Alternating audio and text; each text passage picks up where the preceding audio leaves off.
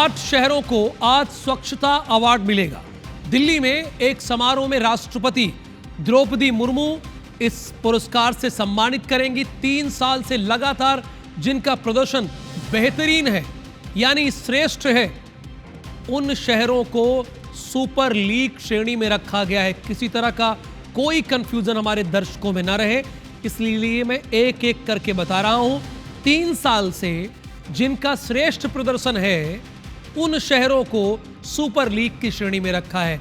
अब आपके मन में होगा कि वो शहर कौन कौन से हैं, तो number 1 Indore, number 2 Ujjain, number 3 Budhni. Budhni जो शिवराज सिंह चौहान का, देश के कृषि मंत्री का गृह जनपद भी है। जबकि भोपाल, देवास और शाहगंज को राष्ट्रपति से सम्मान मिलेगा, सीधे महामहिम उन्हें सम्मानित करेंगे। जबलपुर को स्पेशल कैटेगरी में रखा गया है। ग्वालियर को राज्य स्तरीय पुरस्कार से सम्मानित किया जाएगा।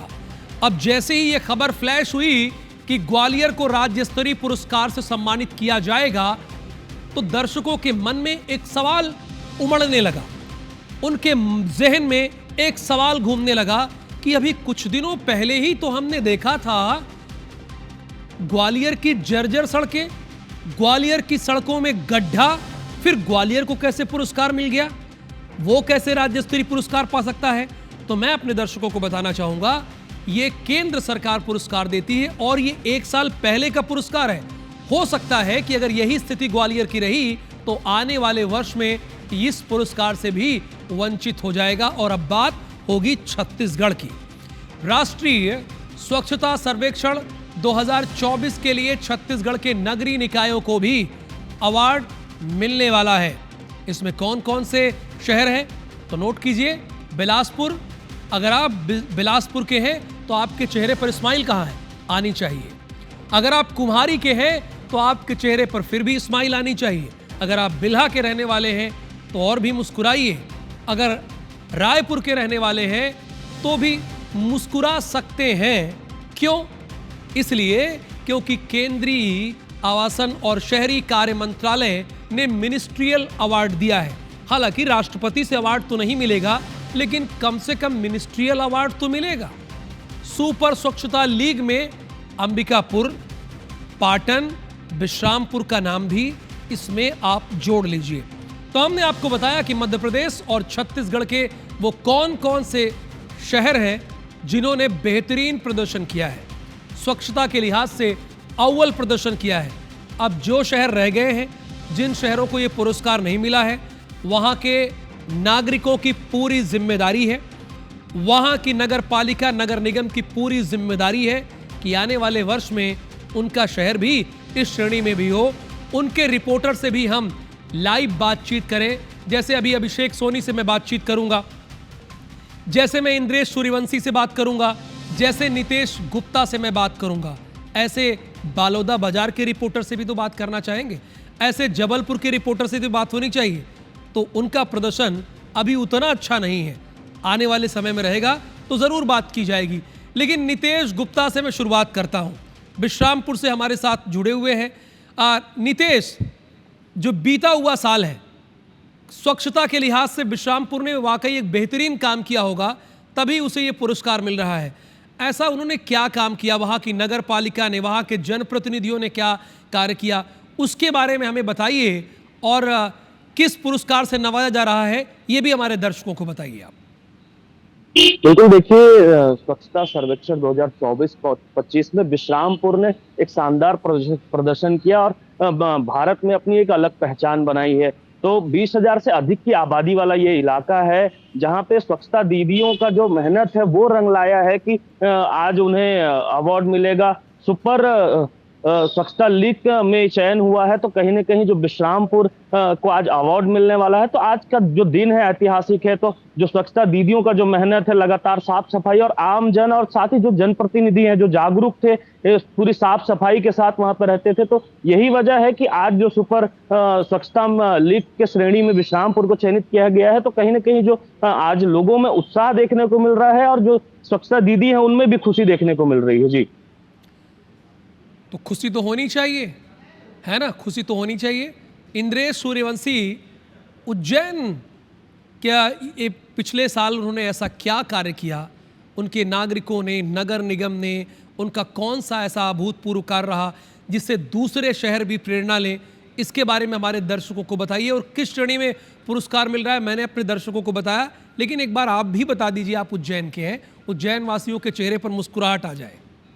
जी, बिल्कुल बताना चाहूँगा कि सबसे पहले तो इस बात की जानकारी देना चाहूँगा कि किस श्रेणी में जो है उज्जैन को है स्वच्छता सर्वेक्षण के तहत अवार्ड मिलने वाला है। तो सबसे बड़ी बात ये है कि देश के जो राष्ट्रपति महोदय हैं वो विज्ञान भवन में आयोजित आज कार्यक्रम में जो है उज्जैन को जो है अवार्ड देंगे। और ये जो श्रेणी है वो है सुपर लीग श्रेणी के अंतर्गत आता है, जिसमें उज्जैन मध्य प्रदेश के 3 शहर शामिल किए गए, जिसमें इंदौर, उज्जैन और बुधनी शामिल है। तो देखा जाए तो ये एक ऐसी कैटेगरी है जो कि लगातार जो स्वच्छता को लेकर प्रयास किए जा रहे हैं और अपनी श्रेणी में जो प्रथम आने के लिए प्रयास किए जा रहे हैं। तो बात की जाए कि किस तरीके से उज्जैन ने यहाँ पे मेहनत की है और किस तरीके से यहाँ का जिला प्रशासन, नगर निगम की टीम द्वारा मेहनत की है, तो देखा जाए तो यहाँ पे लोगों को नुक्कड़ नाकड़ तक करके जागरूक किया गया है। गीला और सूखा अलग अलग कचरा रखने के लिए जो जागरूकता अभियान होता है वो चलाया गया। और इसी के साथ में देखा जाए तो जगह जगह पर जो पिकदान होते हैं, जो लोग सड़कों पर कचरा फेंक देते हैं, उनके लिए सड़कों के किनारे यहाँ पे डस्टबिन लगाए गए। तो ऐसे करके जब लोगों को जागरूक किया गया और थोड़ा स्वच्छ जब उज्जैन दिखने लगा तो लोगों को भी ये अच्छा लगने लगा और वो खुद से जो है